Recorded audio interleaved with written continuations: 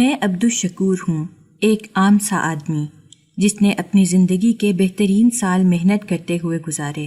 میری عمر کے اس حصے میں جب سکون اور آرام کی توقع تھی، میری زندگی میں ناگہانی طوفان آ گئے۔ میری 4 اولادیں ہیں، 3 بیٹے جن کے نام اکبر، بابر اور جمشید ہیں، اور ایک بیٹی عائشہ۔ میں نے اپنی زندگی بھر کی کمائی ان کی بہتر تربیت اور خوشیوں کے لیے خرچ کی، مگر جیسے جیسے وقت گزرتا گیا مجھے احساس ہوا کہ میری تربیت اور محبت کا وہ حق ادا نہیں کر سکے۔ میری سب سے بڑی آزمائش اس وقت شروع ہوئی جب میری بیوی زبیدہ انتقال کر گئی۔ زبیدہ میرے لیے ہر قدم پر سہارا تھی، مگر جب وہ چلی گئی تو میری دنیا اجڑ سی گئی۔ زبیدہ کے جانے کے بعد میرے بڑے بیٹے اکبر کی بیوی سمیرہ، جو کہ ایک حادثے کے بعد بیوہ ہو چکی تھی، میرے ساتھ رہنے آ گئی۔ اس کے 2 چھوٹے بچے علی اور فاطمہ تھے جن کی پرورش کی ذمہ داری اب میرے کندھوں پر آن پڑی۔ میں نے سمیرہ اور اس کے بچوں کا خیال رکھنا شروع کیا۔ میرے دل میں اس کے لیے صرف ہمدردی تھی، کیونکہ وہ دنیا کی مشکلات سے تنہا نبردآزما ہو رہی تھی۔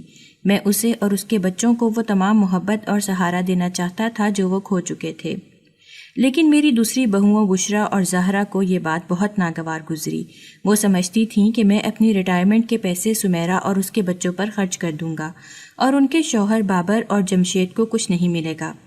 ان کی نظریں ہر وقت سمیرہ پر جمی رہتی تھیں، اور وہ ہر ممکن طریقے سے اس کے لیے مشکلات پیدا کرنے کی کوشش کرتی تھیں۔ سمیرہ، جو کہ پہلے ہی اپنے دکھوں میں مبتلا تھی، ان کی باتوں اور رویوں سے مزید دکھی ہو جاتی تھی۔ سمیرہ میری بیوی کی موت کے بعد میرا خاص خیال رکھنے لگی۔ وہ میرے کھانے پینے سے لے کر دوا دارو تک ہر چیز کا خیال رکھتی تھی۔ اس کی دیکھ بھال میں خلوص تھا، اور اس نے رفتہ رفتہ میرے دل میں ایک خاص جگہ بنا لی۔ میں اس کے بچوں کے لیے کھلونے اور کپڑے خرید کر لاتا جس سے وہ خوش ہو جاتے، مگر گھر کے باقی افراد کو میری یہ شفقت پسند نہیں آتی تھی۔ میری دوسری بہوئیں اکثر اس بات کا ذکر کرتیں کہ میں اپنی ساری جمع پونجی سمیرہ اور اس کے بچوں پر خرچ کر رہا ہوں، اور ان کے لیے کچھ نہیں بچے گا۔ ان کی باتوں نے میرے بیٹوں کو بھی میرے خلاف بھڑکا دیا تھا۔ بابر اور جمشید مجھ سے دور ہوتے جا رہے تھے اور مجھ پر شک کرنے لگے، جو شک ان کے دماغ میں ان کی بیویاں ڈال رہی تھیں۔ ایک رات میں پریشانی کے عالم میں بیٹھا ہوا تھا کہ اچانک دروازہ کھلا اور سمیرہ اندر آئی۔ اس سے پہلے کہ میں اسے کچھ کہتا، وہ میری طرف بڑھ کر بولی، ابا جان، میں جانتی ہوں کہ آپ پر کیا گزر رہی ہے، مگر آپ بالکل بھی پریشان نہ ہوں، میں ہمیشہ آپ کے ساتھ ہوں اور رہوں گی۔ اس کی یہ بات سن کر میرے دل میں کچھ ہلکا پن محسوس ہوا، جیسے کوئی بوجھ اتر گیا ہو۔ یہ رات میری زندگی میں ایک نیا موڑ لے کر آئی۔ سمیرہ نے مجھے یاد دلایا کہ ابھی زندگی ختم نہیں ہوئی اور ابھی بہت کچھ باقی ہے جس کے لیے جینا ہے۔ سمیرہ کا میرے گھر میں رہنا میرے بیٹوں کے لیے ہمیشہ سے ایک مسئلہ بنا رہا۔ بابر اور جمشید کو سمیرہ سے عجیب و غریب دشمنی ہو گئی تھی۔ وہ اس کے ہر کام میں نقص نکالتے، اس کے بچوں کو ڈانٹتے اور اکثر اس کے خلاف باتیں کرتے۔ ایک دن میں گھر کے صحن میں بیٹھا تھا جب میں نے اپنے بیٹوں کو آپس میں سرگوشیاں کرتے سنا۔ وہ پلان بنا رہے تھے کہ کس طرح سمیرہ کو اس گھر سے نکالا جائے۔ بابر، جو کہ ہمیشہ سے جلدی غصے میں آ جاتا تھا، اس نے کہا، ہمیں اس عورت کو جلد از جلد نکالنا ہوگا۔ ابا جی کا سارا پیسہ اسی پر خرچ ہو رہا ہے، اور اگر ہم نے کچھ نہ کیا تو ہمارا حصہ کہیں نہیں رہے گا۔ جمشید نے بھی ہاں میں ہاں ملائی۔ ہاں، اور اگر وہ یہاں رہی تو ابا جی نے ہمیں کچھ نہیں دینا، ہمیں اسے اس گھر سے نکالنے کا کوئی طریقہ ڈھونڈنا ہوگا۔ جمشید، جو کہ سب سے بڑا اور اکثر سوجھ بوجھ والا سمجھا جاتا تھا، بولا، ہمیں کوئی ایسا بہانہ بنانا ہوگا جس سے سمیرہ خود ہی اس گھر کو چھوڑ دے۔ یہ باتیں سن کر میرا دل دہل گیا۔ میرے اپنے ہی بیٹے میرے خلاف سازشیں کر رہے تھے، اور اس کی وجہ صرف وہ معصوم بیوہ لڑکی تھی جو خود اتنی مشکل میں تھی۔ میں جانتا تھا کہ اگر سمیرہ کو اس گھر سے نکال دیا گیا تو اس کے لیے کوئی اور جائے پناہ نہیں ہوگی۔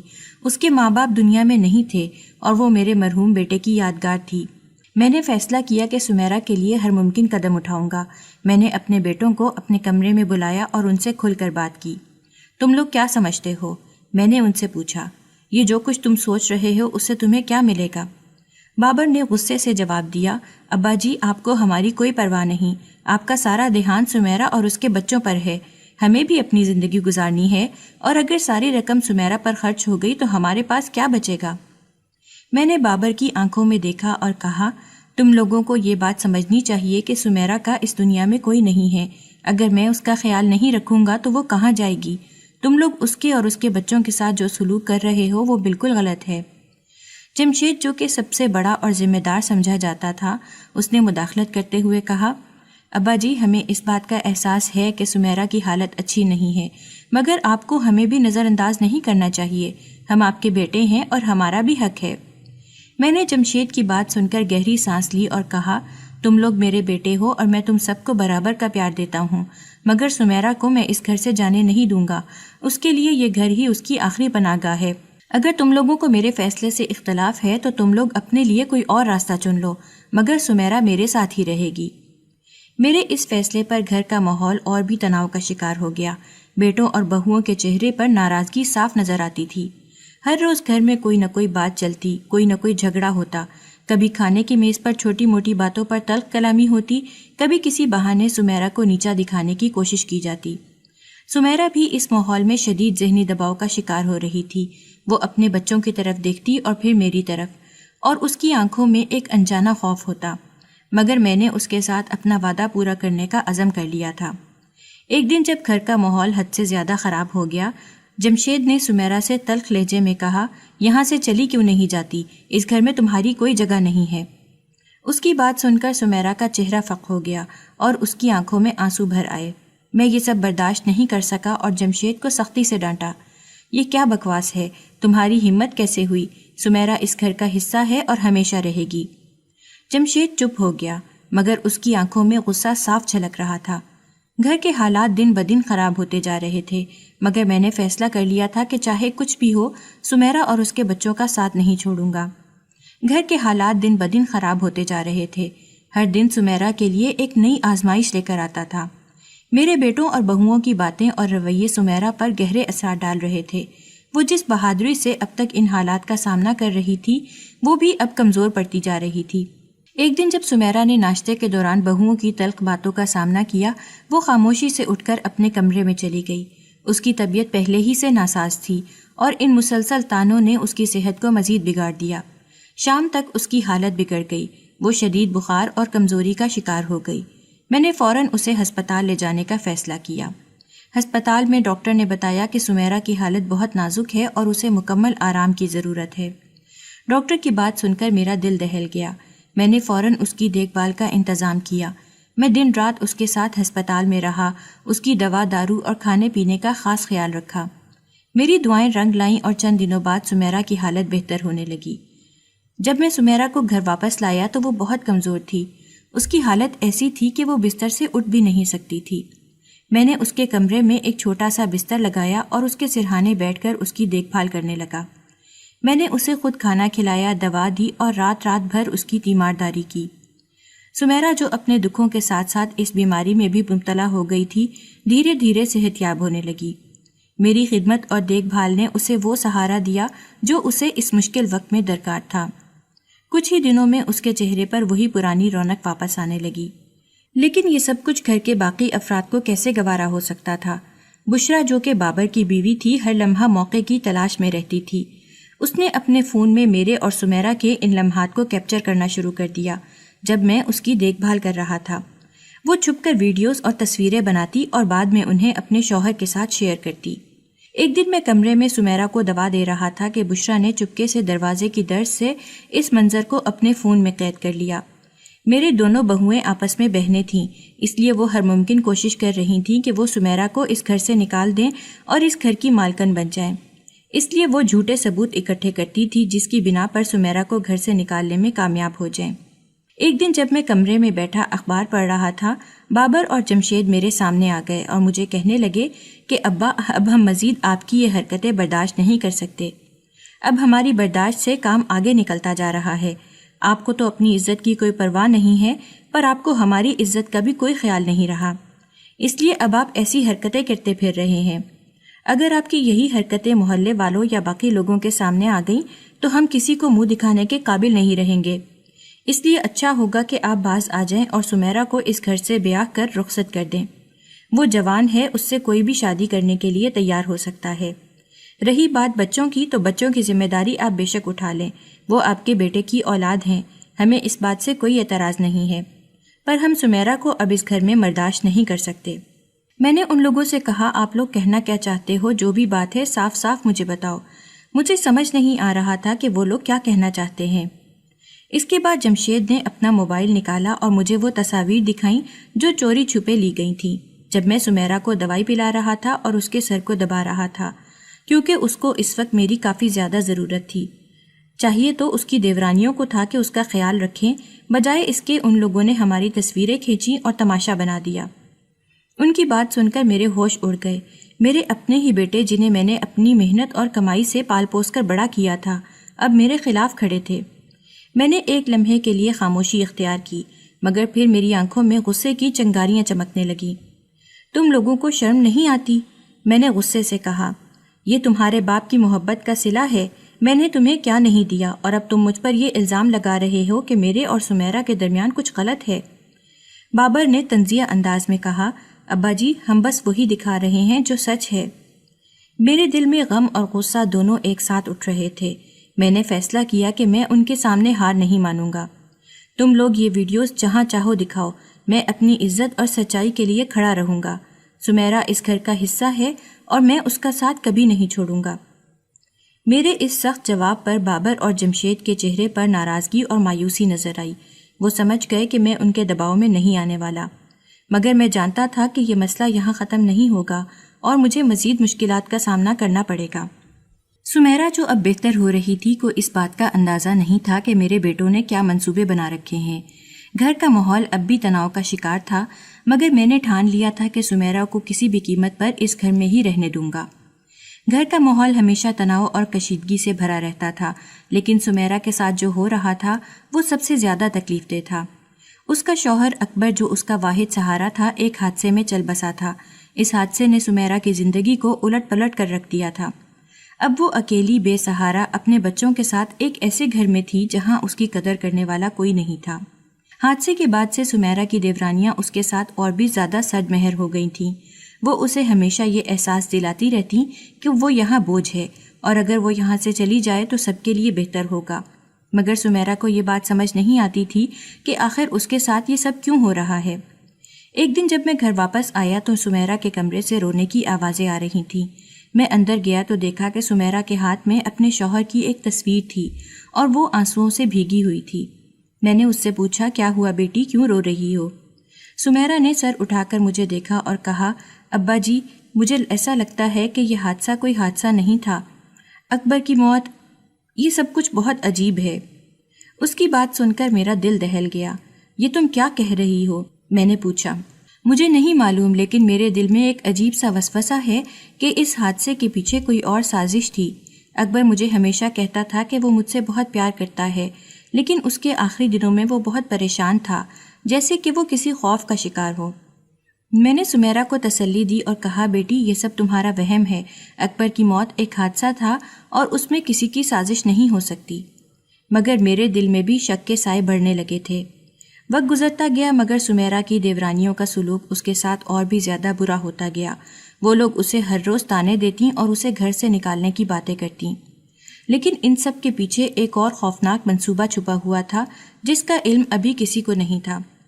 سمیرا کی دیورانیوں کا مقصد صرف یہ تھا کہ وہ سمیرا کو گھر سے نکال کر اپنی ساری جائیداد اور ریٹائرمنٹ کی رقم پر قبضہ کر سکیں۔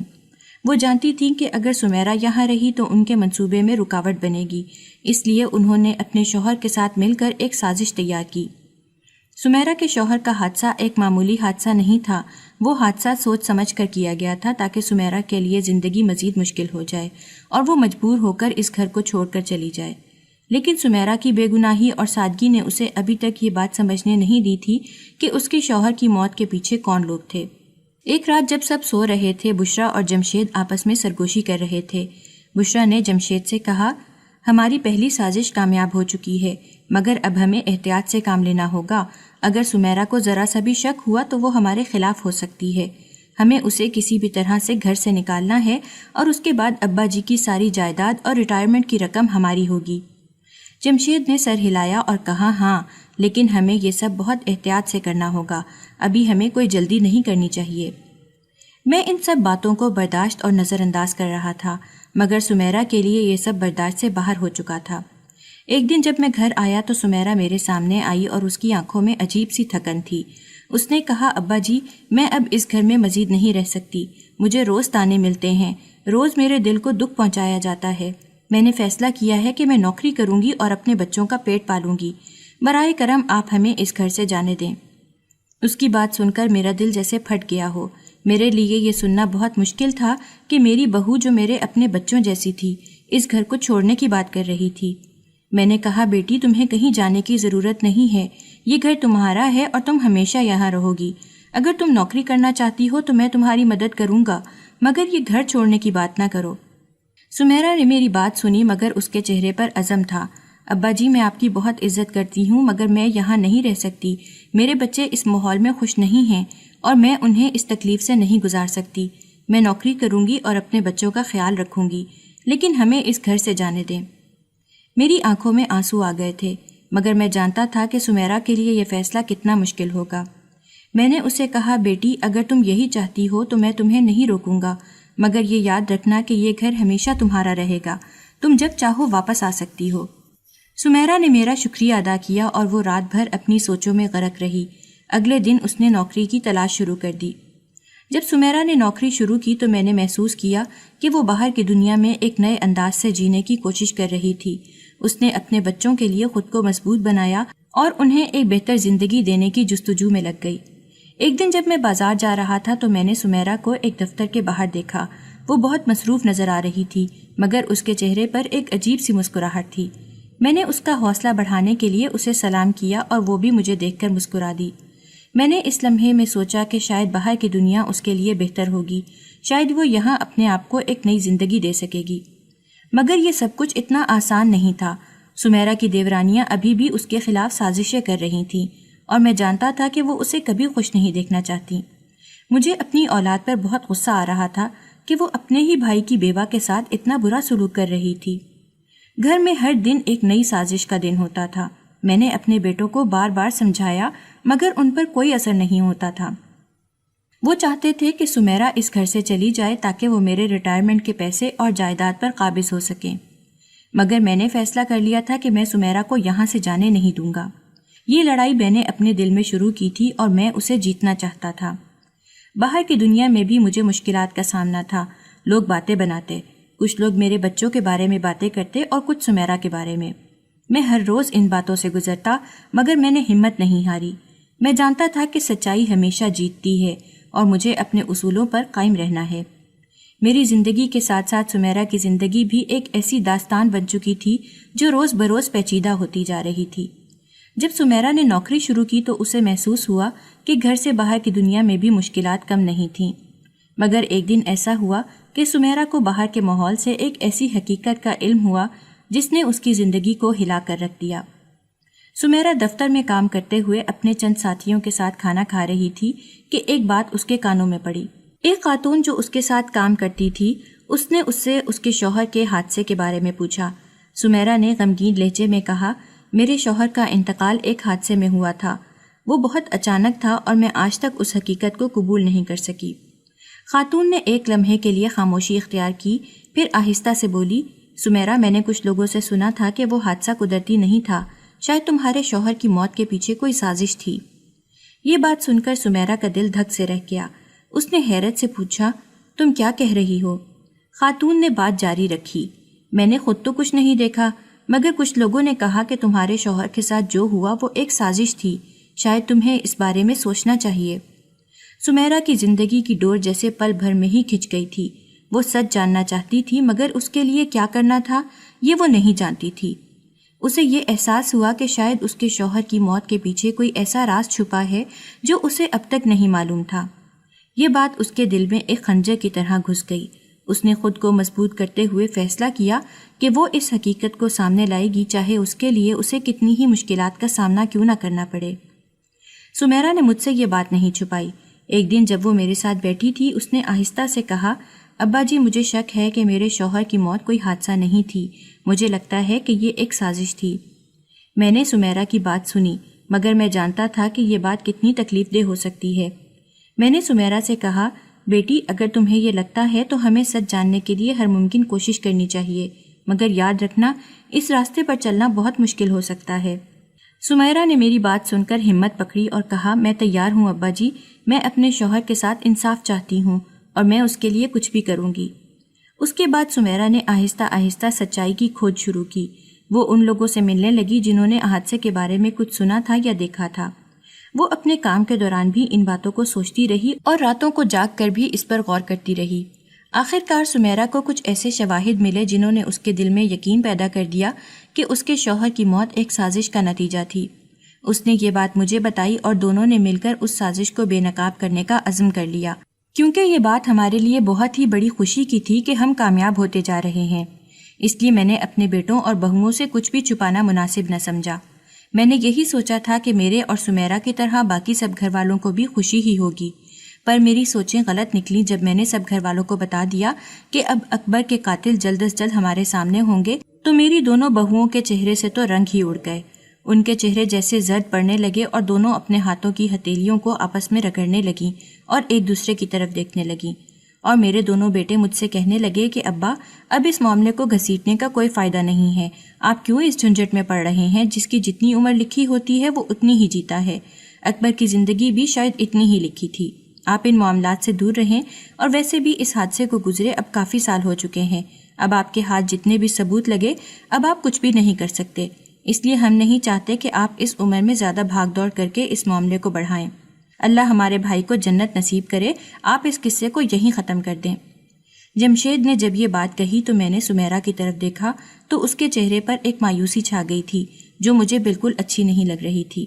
سمیرا کتنی مشکل سے یہاں تک پہنچی تھی یہ بات صرف میں ہی جانتا تھا، کیونکہ سمیرا کی زندگی میں اس کے ہر دکھ سکھ کا ساتھی صرف میں ہی تھا اور صرف اسے میں ہی سمجھ سکتا تھا، باقی گھر والے تو اس سے اور اس کے بچوں سے صرف جان ہی چھڑانا چاہتے تھے۔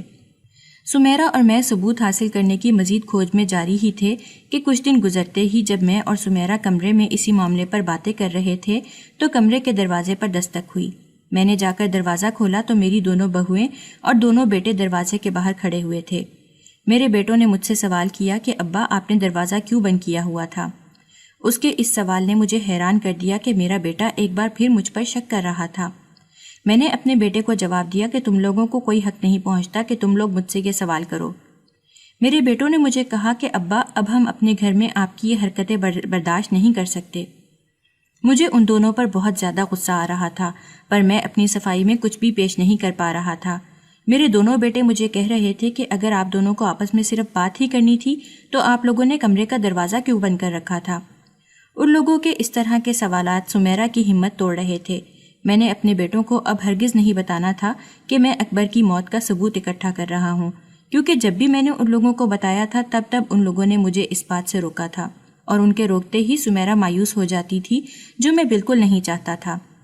میری دونوں بہویں سمیرا کے ہاتھ پکڑ کر اس کو کمرے سے کھینچتی ہوئی باہر لے آئی تھیں اور اپنے شوہروں سے کہہ رہی تھیں کہ اب ہم اس کو ایک پل کے لیے بھی اس گھر میں برداشت نہیں کر سکتی، یہ بہت ہی بدکردار عورت ہے، اس کو اب اس گھر سے جانا ہی پڑے گا۔ سمیرا کے آنکھوں سے گرنے والا ہر آنسو اس بات کی گواہی دے رہا تھا کہ سمیرا بد کردار نہیں بلکہ ایک با کردار اور پاک دامن لڑکی ہے۔ مجھے اپنے بیٹوں اور بہوؤں کی گندی سوچ پر حیرت آ رہی تھی۔ میں نے ان سے کہا کہ ہاں، آج کے بعد سمیرا اس گھر میں نہیں رہے گی، تو سمیرا نے بھی میری طرف حیرانگی سے دیکھا۔ میں نے جب سب لوگوں کو کہا کہ سمیرا کے ساتھ ساتھ میں بھی اس گھر سے چلا جاؤں گا تو میرے بیٹوں کے چہروں سے تو رنگ ہی اڑنا شروع ہو گئے اور میری دونوں بہویں پریشان سی نظر آنے لگیں۔ میں نے سمیرا کا ہاتھ پکڑا اور اس کے بچوں کو اٹھایا۔ ہم نے گھر سے ضرورت کا کوئی سامان بھی نہ لیا، ایسے ہی ہم دونوں گھر سے نکل آئے۔ مجھے معلوم تھا کہ میرے بیٹے میری ہی کمائی کھاتے ہیں، اس لیے ان سے میرے بغیر رہا بالکل بھی نہیں جائے گا اور وہ دونوں خود ہی مجھ سے معافی مانگنے آ جائیں گے۔ سمیرا نے مجھے جانے سے بہت روکا اور مجھے سمجھایا کہ ابا جی آپ اپنے گھر کو چھوڑ کر مت جائیے۔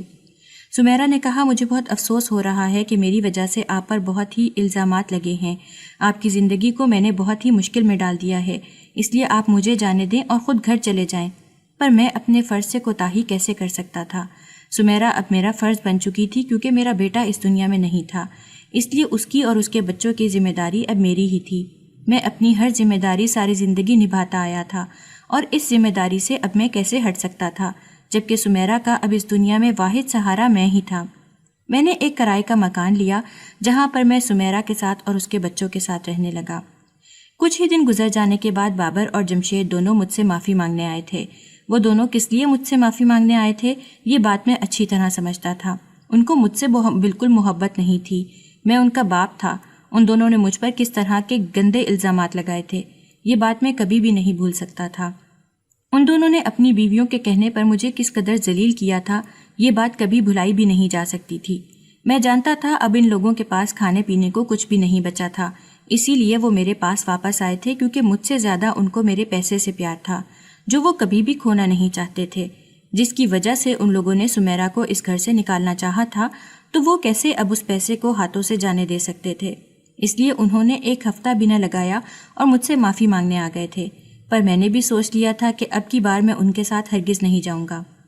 سمیرا نے مجھے کافی سمجھایا کہ ابا جی میں اس گھر میں اکیلی ہی رہ لوں گی، آپ اپنے بیٹوں کے ساتھ چلے جائیں، پر میں سمیرا کی یہ بات نہیں مان سکتا تھا، اس لیے میں نے اپنے بیٹوں کو واپس ہی بھیج دیا۔ ایک دن بچوں کو اسکول چھوڑنے کے بعد میں اور سمیرا جب گھر کی ضروریات زندگی کا سامان لینے بازار جا رہے تھے تو وہاں پر مجھے وہ چوکیدار نظر آیا جو اکبر کے دفتر کے باہر نوکری کرتا تھا۔ اس نے حال چال پوچھنے کے بعد سمیرا کی طرف دیکھتے ہوئے کہا کہ اکبر کی بیوہ کو دیکھ کر مجھے بہت ہی دکھ ہو رہا ہے، ان کے ساتھ بہت ہی بڑی ناانصافی ہوئی ہے، اور مجھے کہنے لگا کہ عبدالشکور صاحب آپ نے بہت ہی بڑی غلطی کر دی، اکبر کے قاتلوں کو سزا نہ دلوا کر آپ نے ذرا سی کوشش بھی نہیں کی کہ ان تک پہنچ سکو۔ ارے وہ تو شہر کے عام سے غنڈے تھے جو چند پیسوں کی خاطر کام کرتے تھے، آپ ان کو ایک بار تھانے لے جاتے تو وہ فوراً ہی اپنا گناہ قبول کر لیتے اور آپ کو اس انسان تک لے جاتے جس نے بھی ان کو یہ کام کرنے کے لیے بولا تھا۔ آپ تو ہر بات کو حادثہ سمجھ کر چپ کر گئے، پر یہ ایک حادثہ نہیں تھا۔ میں نے جب اس چوکیدار کی یہ ساری بات سنی تو میں نے اس چوکیدار سے کہا کہ اس وقت تو میں چپ کر گیا تھا، لیکن اب اگر ذرا سا بھی مجھے ثبوت مل جائے اور مجھے پتہ لگ جائے کہ یہ سب کچھ کس نے کروایا ہے تو میں اس انسان کو کبھی بھی معاف نہیں کروں گا، اس کو ضرور سزا دلوا کر رہوں گا جس نے سمیرا کی زندگی اور اس کے بچوں کی زندگی پر بات کی ہے، جس نے میرے بڑھاپے کا سہارا مجھ سے چھینا، میرے اکبر کو مجھ سے چھینا۔ میں اب ثبوت کی تلاش کر رہا ہوں، جیسے ہی مجھے ثبوت مل جائیں گے میں اس انسان کو سزا دلوا کر رہوں گا، کیونکہ اب مجھے بھی احساس ہو چکا ہے کہ اکبر کی موت ایک حادثہ نہیں بلکہ ایک سوچی سمجھی سازش تھی۔ میں نے اس چوکیدار سے کہا کہ آپ بھی تو اس وقت سے ہی اس آفس میں کام کرتے تھے، کیا آپ میری کوئی ثبوت ڈھونڈنے میں مدد کر سکتے ہیں؟ تو چوکیدار نے کہا کہ عبدالشکور صاحب میں تو اس آفس کو سالوں پہلے چھوڑ چکا ہوں، جیسے ہی اکبر صاحب کی موت ہوئی میں نے اسی سال نوکری چھوڑ دی تھی، کیونکہ میرا وہاں پر اب دل نہیں لگتا تھا۔ اکبر صاحب سے میری بہت اچھی دوستی ہو چکی تھی اور ان کے بعد میں وہاں نوکری نہیں کرنا چاہتا تھا، اور تو میرے پاس کچھ بھی نہیں ہے، پر ہاں میرے پاس اس آفس کی CCTV کیمرہ کی کچھ ویڈیوز پڑی ہیں جو انہی دنوں کی تھیں جن دنوں میں اکبر صاحب کی موت ہوئی تھی۔ اگر آپ ان ویڈیوز میں سے کچھ حاصل کرنا چاہیں تو میں آپ کو وہ دے دوں گا۔ میں نے اس چوکیدار سے کہا کہ آپ مجھے وہ ویڈیوز دے دیں، ہو سکتا ہے ان میں مجھے کچھ نہ کچھ ثبوت مل جائے۔ اس چوکیدار نے اگلے ہی دن میرے دروازے پر آ کر میرے ہاتھ میں ایک USB دے دی جس میں CCTV کیمرہ کی ساری ویڈیوز موجود تھیں، جو کہ اسی وقت کی تھیں جس وقت میں اکبر اس آفس میں کام کرتا تھا جس میں اکبر کی موت ہوئی تھی۔ جیسے ہی میں نے وہ USB سمیرا کے لیپ ٹاپ میں اوپن کی تو اکبر کی کچھ ویڈیوز میرے سامنے آئیں۔ اکبر کو دیکھ کر میں اپنے آپ کو روک نہ پایا اور میری آنکھوں سے بے ساختہ آنسو نکل آئے۔ میرا جوان بیٹا، میرا بہادر بیٹا ان ویڈیوز میں چہل پہل کر رہا تھا، ان لوگوں سے ہنس ہنس کر باتیں کر رہا تھا۔ اکبر کی یہ عادت مجھے بہت اچھی لگتی تھی کہ وہ جس سے بھی بات کرتا تھا تو ہنس ہنس کر بات کرتا تھا، کبھی بھی میں نے اس کے چہرے پر غصہ اور مایوسی نہیں دیکھی تھی۔ اکبر میرا بہادر اور فرما بردار بیٹا تھا۔ سمیرا نے میرے کندھے پر ہاتھ رکھ کر مجھے دلاسا دیا اور مجھے چپ کروایا۔ اس نے مجھے بتایا کہ ابا جی اب ہم اکبر کے قاتلوں تک ضرور پہنچیں گے، ہمیں ضرور انصاف ملے گا، ہم اکبر کے قاتلوں کو ضرور سزا دلوا کر رہیں گے۔ میں نے سمیرا کو کہا کہ بیٹی میں تو ایک بوڑھا انسان ہوں، اگر تمہارا ساتھ نہ ہوتا تو میں کبھی بھی یہ جنگ نہ لڑ پاتا۔ USB کی ایک ویڈیو میں ہمیں نظر آیا کہ کچھ لوگ اکبر سے بات کر رہے تھے جو کہ اکبر کو اوپر چھت پر چلنے کے لیے کہہ رہے تھے۔ اکبر کے آفس کی بجلی کی کچھ تاروں میں کچھ خرابی ہو گئی تھی جس کو ٹھیک کرانے کے لیے اکبر نے خود ہی کچھ مستریوں کو کال کر کے بلایا تھا۔ اکبر جیسے ہی اوپر چلا گیا کچھ ہی دیر کے بعد کچھ اور لوگ آئے اور اکبر کے بارے میں پوچھنے لگے کہ ہمیں اکبر صاحب نے کال کر کے بلایا ہے کہ بجلی کی تاریں ٹھیک کرنی ہیں، پر اکبر کے ساتھ تو پہلے ہی کچھ لوگ اوپر چھت پر چلے گئے تھے کہ بجلی ٹھیک کرنی ہے۔ پھر وہ کون لوگ تھے؟ کسی نے بھی اس بات پر دھیان نہ دیا اور ان لوگوں کو پھر سے چھت پر بھیج دیا کہ اکبر چھت پر ہے، آپ وہاں پر جائیں۔ جیسے ہی وہ لوگ چھت پر پہنچے تو چلاتے ہوئے نیچے آئے کہ چھت پر تو اکبر صاحب کی لاش پڑی ہے۔ سارے آفس میں بھاگ دوڑ مچ گئی اور اکبر کی لاش کو نیچے لایا گیا آفس کی انتظامیہ نے چھان بین کی، جس کی وجہ سے پتہ چلا کہ اکبر کی موت بجلی کا کرنٹ لگنے کی وجہ سے ہوئی ہے، اور سب نے یہ مان لیا کہ یہ محض ایک حادثہ ہی تھا۔ حیرت کی بات تو یہ تھی کہ پہلے جو اکبر کے ساتھ لوگ چھت پر گئے تھے وہ لوگ کون تھے اور کہاں گئے، یہ بات کسی نے جاننے کی کوشش بھی نہیں کی، اور یہ بات وہیں پر دب گئی۔ کیونکہ ویڈیوز میں ان لوگوں کے چہرے صاف نظر آ رہے تھے تو میں نے وہ ویڈیو جا کر پولیس کے سامنے پیش کر دی۔ پولیس نے خود ہی وہ غنڈے پکڑ لیے، کیونکہ وہ شہر کے مشہور غنڈے تھے جو اکثر پکڑے جاتے اور پھر اپنی سزا پوری ہونے کے بعد چھوٹ جاتے تھے، پر پھر بھی کبھی باز نہیں آتے تھے۔ انہوں نے اپنا گناہ قبول کر لیا اور بتا دیا کہ یہ کام ان لوگوں نے پیسوں کے عوض کیا تھا۔ یہ پیسے ان لوگوں کو کس نے دیے تھے؟ یہ بات سننے کے بعد تو میرے پیروں تلے زمین ہی نکل گئی۔ یہ پیسے ان غنڈوں کو میری دونوں بہوؤں نے دیے تھے اکبر کو مارنے کے عوض۔ مجھے یقین نہیں آ رہا تھا کہ میری بہوئیں ہمارے ساتھ اتنی بڑی دشمنی کر سکتی ہیں۔ میں نے یہ ساری حقیقت اپنے دونوں بیٹوں بابر اور جمشید کو سنائی تو ان لوگوں نے اپنی بیویوں کو طلاق دینے کا فیصلہ کیا۔ میں نے اکبر اور بابر دونوں سے کہہ دیا کہ تم دونوں اپنی بیویوں کو طلاق دو یا نہ دو، مجھے اس بات سے کوئی بھی فرق نہیں پڑتا، کیونکہ میرا اب تم لوگوں سے کوئی بھی تعلق نہیں ہے۔ میں اپنی پوری جائیداد، اپنی ریٹائرمنٹ اور اپنی پوری ملکیت سمیرہ اور اس کے بچوں کے نام کر رہا ہوں۔ مجھے اپنی تربیت پر پورا یقین تھا۔ میرے دونوں بیٹوں کو میری اس بات پر کوئی بھی اعتراض نہیں تھا۔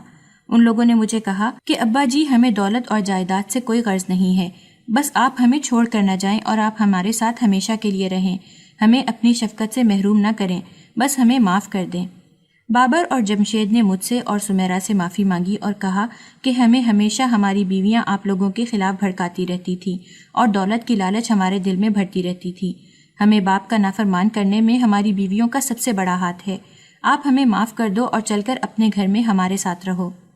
میں نے بھی اپنے بیٹوں کو معاف کر دیا، کیونکہ اس سب میں ان کی کوئی بھی غلطی نہیں تھی۔ ان ساری باتوں سے وہ لا علم تھے۔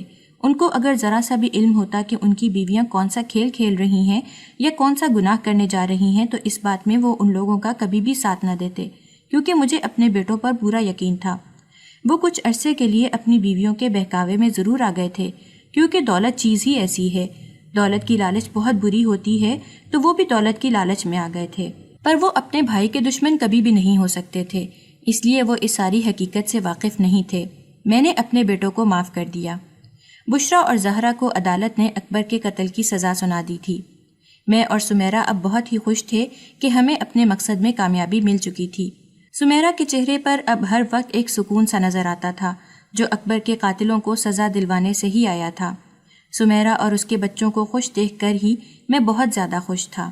دوستو، امید کرتی ہوں آپ کو ہماری کہانی پسند آئی ہوگی۔ کہانی پسند آئی ہے تو ویڈیو کو لائک کریں، چینل پہ نئے ہیں تو چینل کو سبسکرائب کریں اور بیل بٹن ضرور دبائیں تاکہ اگلی اپڈیٹ سب سے پہلے آپ کو ملے۔